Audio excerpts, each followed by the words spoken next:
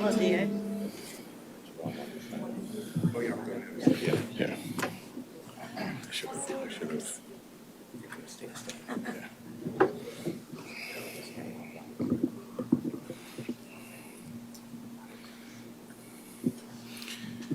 Assault can be charged as a hate crime, but gang assault cannot.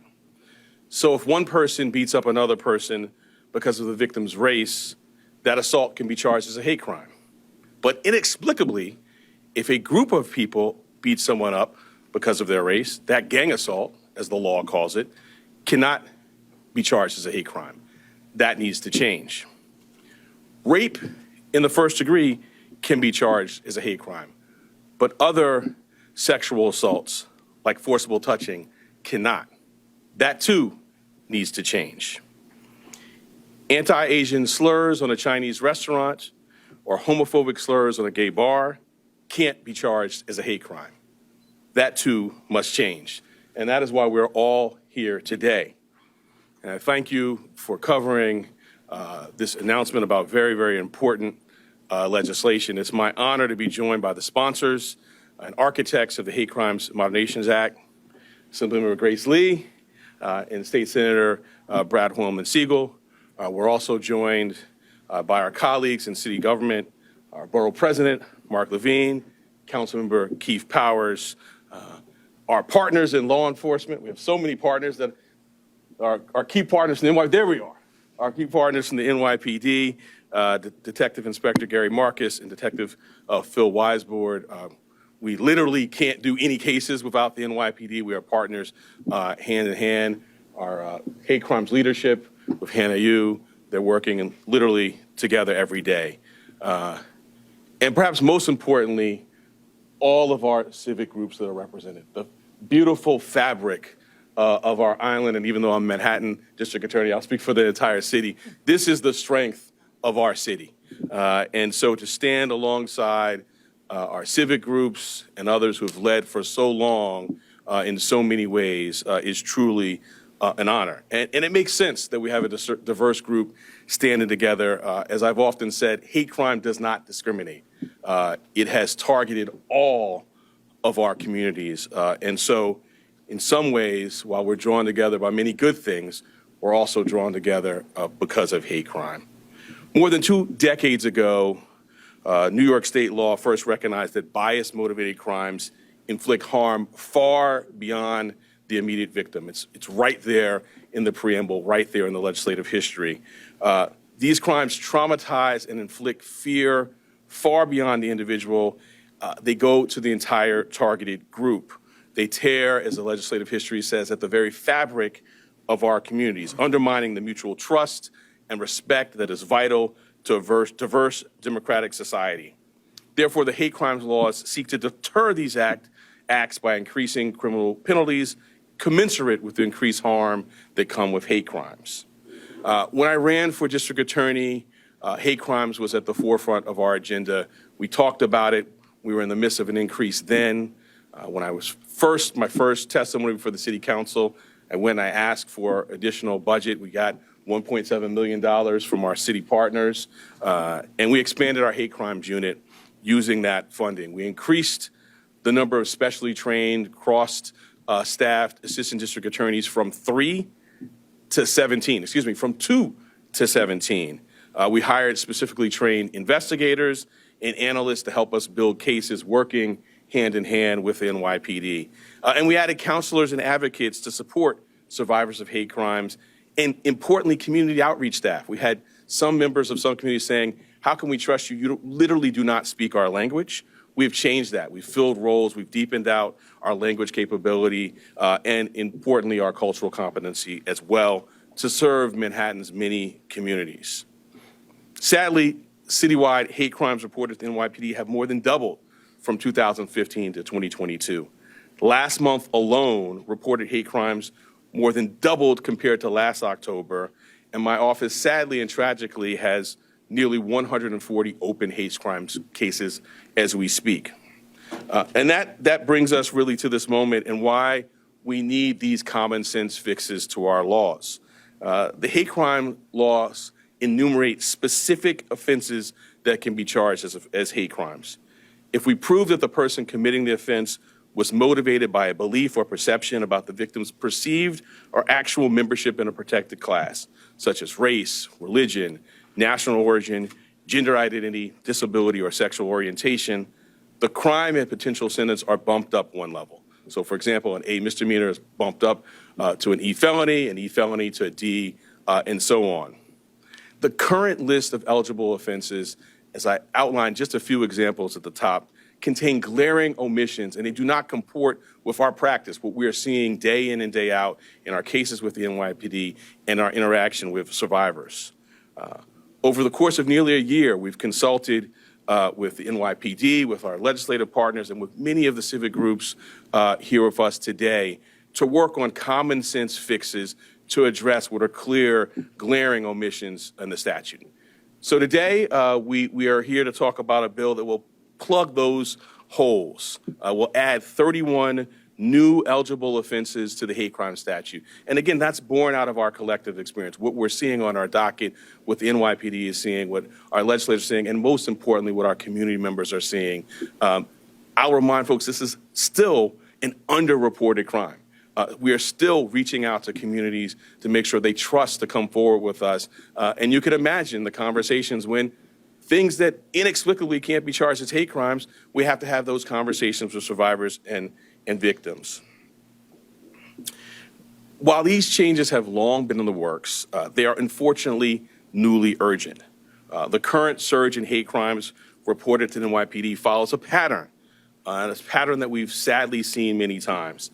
Bias-motivated crimes often spike following high-profile events, from anti-immigrant hate crimes in 2016, following xenophobic rhetoric during the presidential campaign, to anti-Black hate crimes following the Black Lives Matter protests of 2020, to anti-AAPI hate crimes during the COVID pandemic, to more recently, anti-Semitic, anti-Arab, and Islamophobic incidents. As to the current events, I want to make it crystal clear.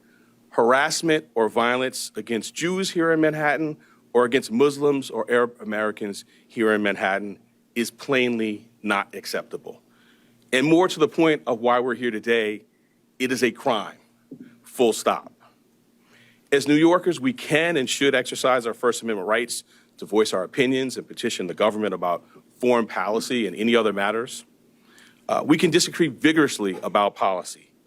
What we cannot do and what we will not accept is engaging in violence, harassment, or property destruction against our fellow New Yorkers based on religion or ethnicity or any of the other protected categories specified in the statute.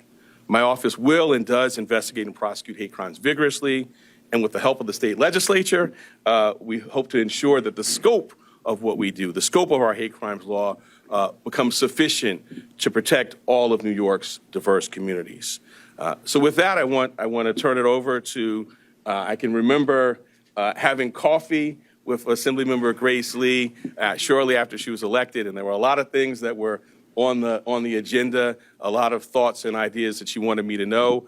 At the top was this issue, and so I want to thank her for her leadership and her thought partnership in this, and turn the podium over to her now. Thank you, DA Bragg, and thank you to my partner in the Senate, Senator Hoylman-Siegel, and our city colleagues, Manhattan Borough President Mark Levine and Councilmember Keith Powers, and for all the organizations who are joining us here today. I'm proud to sponsor the Hate Crimes Modernization Act to confront the very real epidemic of hate that we are facing in New York. During the pandemic, we saw an over 300% increase in anti-Asian hate crimes. In my district, where I represent Chinatown, it was an epicenter for the anti-Asian hate crimes that we have been seeing. In the Asian community in New York, it is not an exaggeration to say that we all know someone or have personally experienced an act of hate recently, whether it was being yelled at, spat at, or shoved. Even a few years ago, I was walking down the street with my young daughter when a woman threw a bottle at me and yelled anti-Asian slurs at us. But this isn't something that just happens in the Asian community.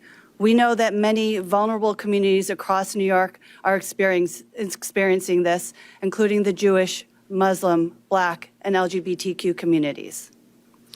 When we don't address or acknowledge hate, there's a long-term corrosive effect on the community. We will continue to see hate crimes repeated again and again if we don't address it and call it out. This is a complex issue that requires a diversified and holistic approach, and I have also introduced several bills to address it in other ways, including with Senator Hoylman-Sigal. We have a bill, a social media transparency bill, that is calling on social media companies to be held responsible and accountable for hate that's spread online. And I've also introduced several bills to enhance representation and education of the Asian community, to help create more education and fight the ignorance that drives hate. But today, we take another step to help us address hate and hold those who commit hate crimes accountable. Thank you.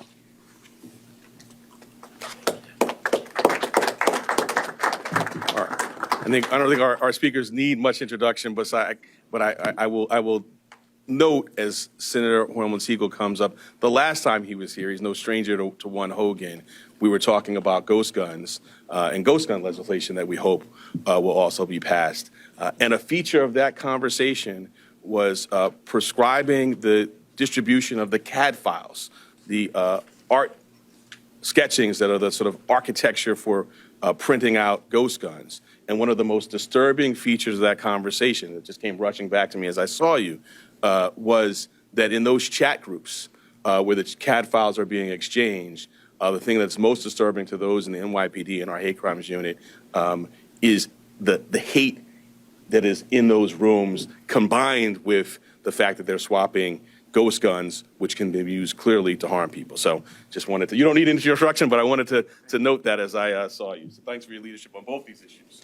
Thank you, Mr. District Attorney, and thank you to this amazing collection of advocates and representatives from our community in Manhattan and beyond. It's really an honor to be here. I'm State Senator Brad Hoylman-Sigal, representing the 47th Senate District, which runs from the Stonewall Inn at Christopher Street up to West 103.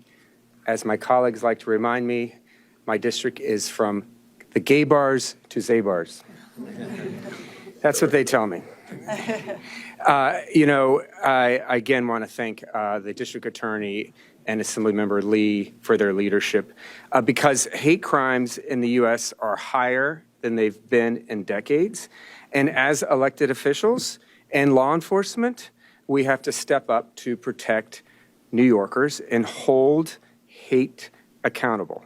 That's why we're here today to announce the introduction of this important new bill to empower our district attorneys and prosecutors across the state to prosecute the full range of violent acts motivated by hate.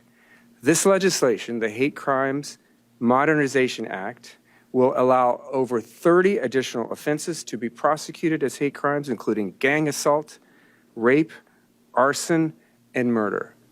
There should be no loopholes for hate crimes.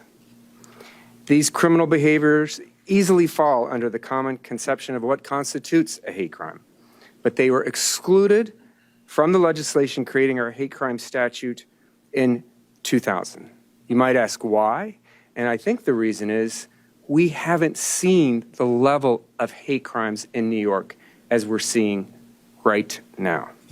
Hate-fueled attacks are on the rise, targeting almost every racial and ethnic group, including LGBTQ and transgender Americans. The FBI counted over 11,600 hate crimes in 2022, the highest number recorded since the agency began tracking hate crimes in 1991, and a shocking 47% increase since 2019. And since the violence has erupted in the Mideast, violence against Jewish and Muslim communities has particularly been inflamed. In the weeks following the October 7 terrorist attack by Hamas, the ADL recorded 646 anti-Semitic incidents nationwide, a nearly 400%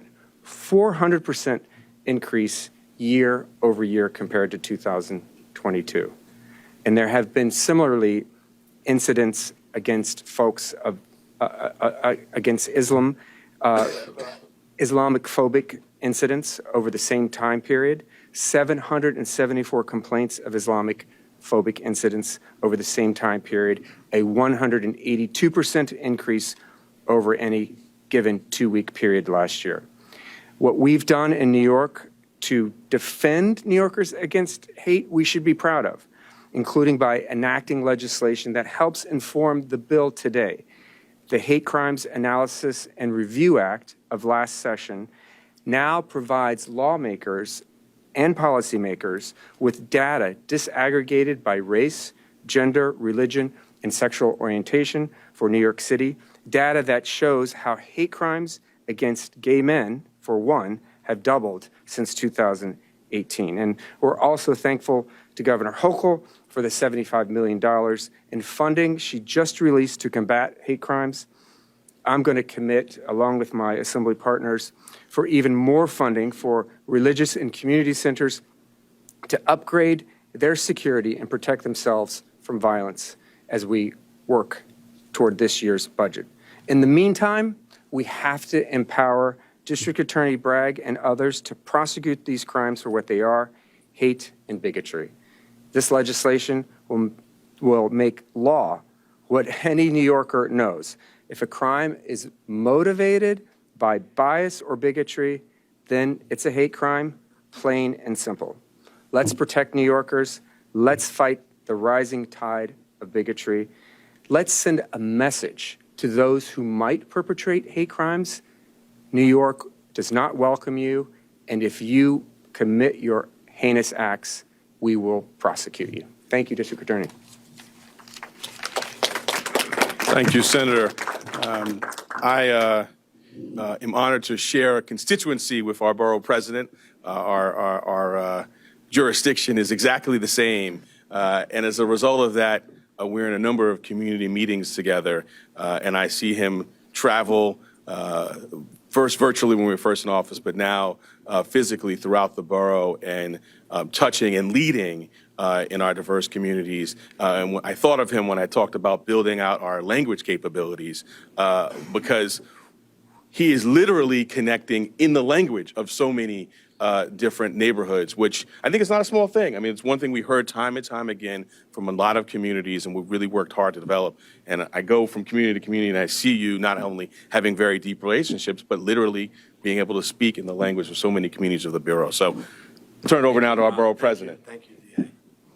I'll be seeing you at Marble Hill for the Northern Manhattan meeting later today. We cover a lot of ground. This is a DA who's out there in the community.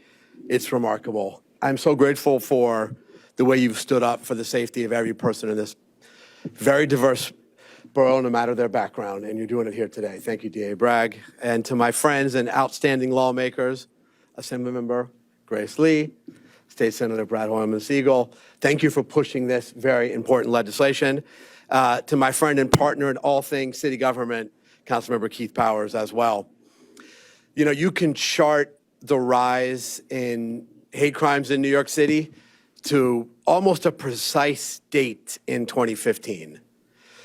And as the DA mentioned, as horrifying as the increase in the official statistics has been for New York, it is undoubtedly an undercount, in part because, as the DA mentioned, hate crimes are underreported, and we all have to do something about that collectively, but also because, in too many cases, crimes which are obviously motivated by hate are not charged as such because of the problems in the penal code that we're seeking to address today. And Keith and I confronted this directly in August when there was an attack, really vile anti-Semitic graffiti on 3 synagogues and Hatzalah, a Jewish volunteer ambulance on the east side.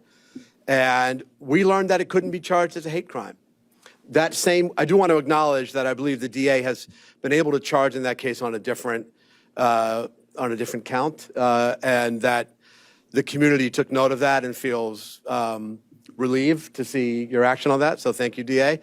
That same week, you all might recall, there was a spate of so-called swatting attacks where there were 3 synagogues in Manhattan where someone would call in a bomb threat or some other false report that would lead the police to come in and disrupt Shabbat morning services at the synagogue. We learned that week that also cannot be charged as a hate crime. The suspect in that case is a known white supremacist, by the way. But because false reporting, which I guess is the relevant charge in that case, was ineligible for hate crimes, those things don't appear in the official statistics. So the leaders up here, and I know for sure the DA have been working on this issue for months, even predating August, I believe. We didn't foresee the horrors of October 7th, but we're in a different world now. I want to repeat what the DA said. We've seen a doubling month to month comparing October 2023 to October 2022 in the number of hate crimes in the borough of Manhattan. Those are disproportionately far out of proportion to the percent of the population which Jewish New Yorkers are, disproportionately targeting Jewish New Yorkers. Painfully and unacceptably, these crimes are also targeting Muslim New Yorkers. And again, we're seeing Sikh New Yorkers caught up, a horrible assault on a taxi driver last week that I know the DA knows about. This is unacceptable. It gives me enormous hope to see this diversity of leaders who've come together on this and this very difficult time. We have Jewish leaders and Muslim leaders. We have African-American leaders, Asian-American, Latino, LGBTQ leaders, all together on this stage together, and we don't agree on everything. We agree that no one in this borough should ever be targeted because of who they are. And this legislation will put that value into practice. Let's pass it as soon as possible. Thank you. Thank you, Mr. Borough President.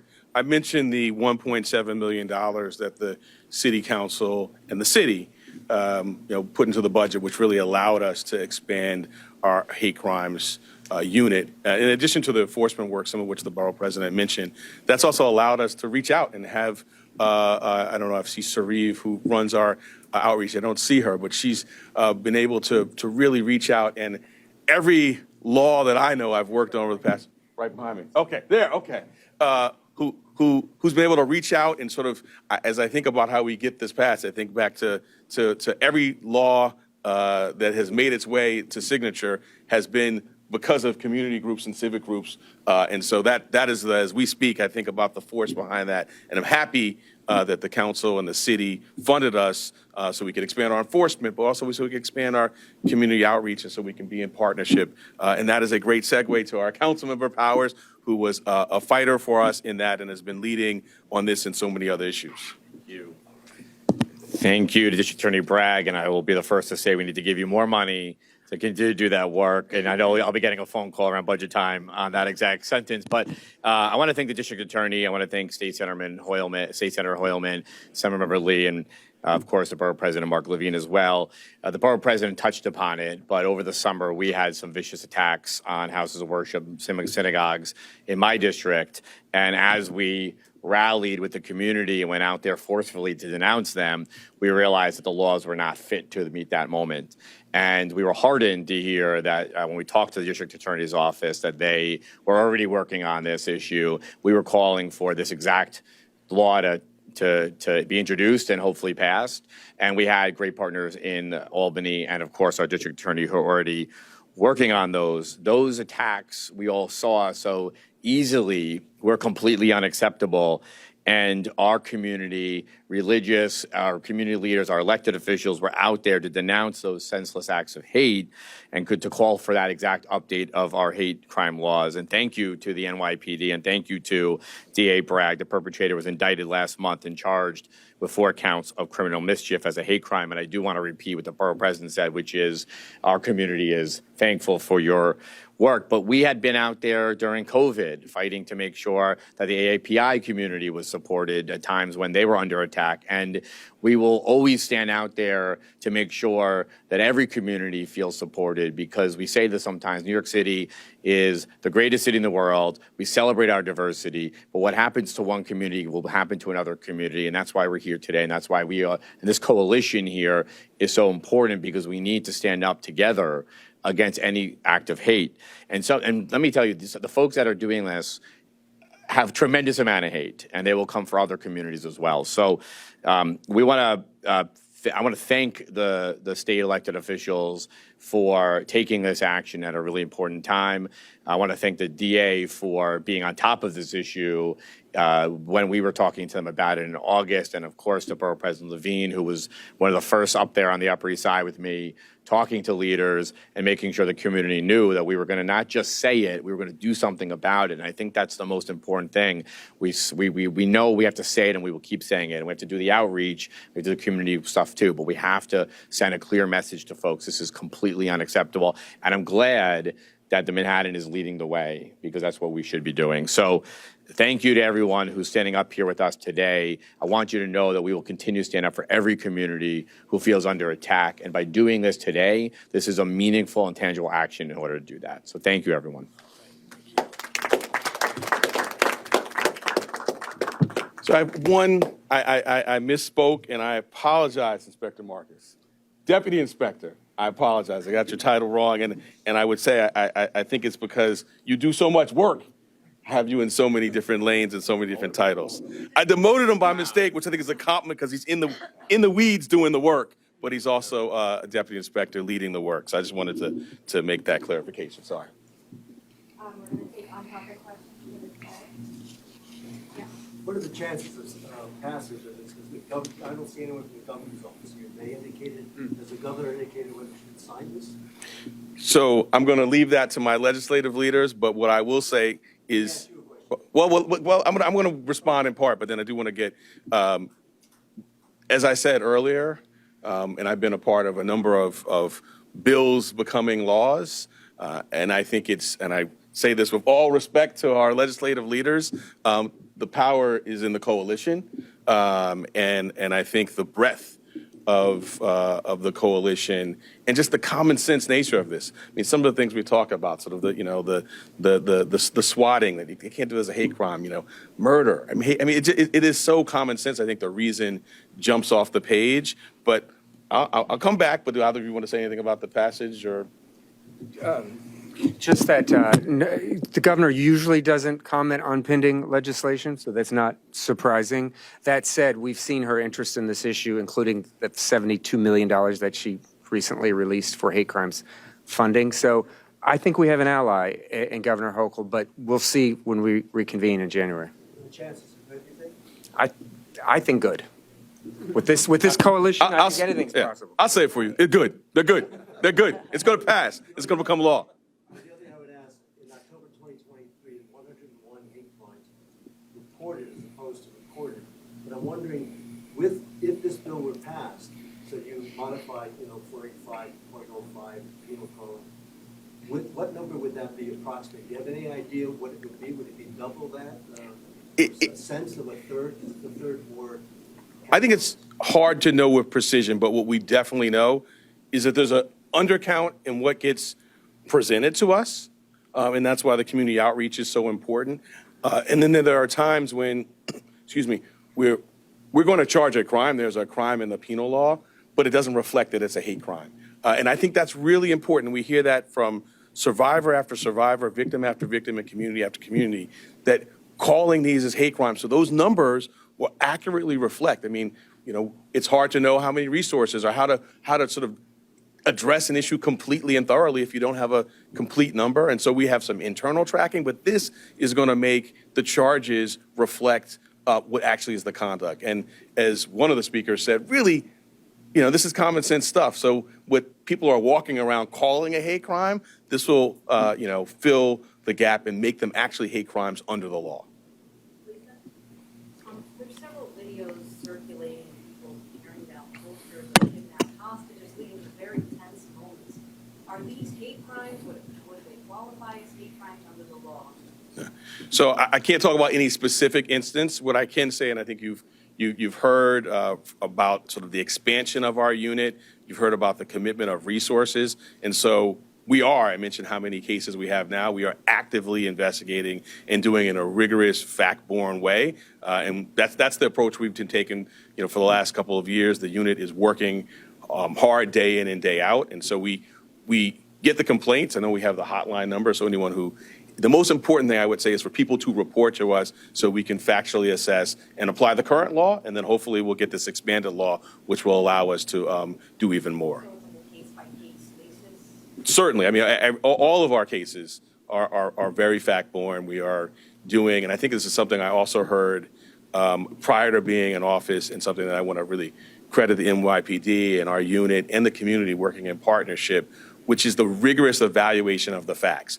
We are getting fact patterns, and rather than ruling something in or out, we are deeply, deeply diving into the facts. That's why that commitment of resources from the city is so important, to expand from 2 assistant district attorneys to 17, and along with that with the investigators, so that we can do the type of rigorous factual assessment that justice requires.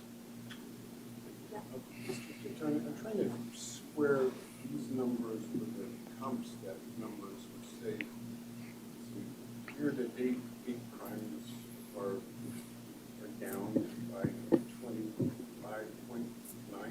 and then this 28-day average was down 29.7%. Am I reading that right? You may be, I mean, we have a couple of different ways of tracking this. We have the DCJS data, and we have the NYPD data. I mean, but I think what is clear, and I think any expert will tell you, and frankly, any layperson in New York, is that hate crimes are on the rise. I mean, that is, a fact. We heard some of the statistics, so we can help you sort of show you our sources of where we got them from. But I think there's no disputing that. There may be a delta between the state DCJS data and NYPD data. What's the source for that? This is NYPD data, and so when we talk, we can get you to the right CompStat page. Year-to-date versus just October, I think. Oh, is that? I think the 20. Enough attorneys to deal with the kind of increasing hate crime cases? Yes, we have more than 500 assistant district attorneys. We have, with the commitment of resources from the city, as I said, being able to expand that unit. And my commitment to Manhattanites is to expand it commensurate with the need. The common sense fixes today will increase those crimes that are charged as hate crimes, and we'll be prepared as we are. This is a top priority for the office. It has been for the past 2 years, and we'll commit the resources. I mean, my top goal as Manhattan District Attorney, my responsibility is the safety of all New Yorkers. And so, yes, we have the resources and we will use them. I just want some clarification. You said this, the number here, is the numbers reported and charged? The individuals were charged? This is the reporting data. So it says hate crimes reported during the month of October, so it's the reporting data. And when do legislators expect this or anticipate this bill to be passed? We go back into session in January, so hopefully sometime in the next session, between January and June, yeah. All right, thank you all.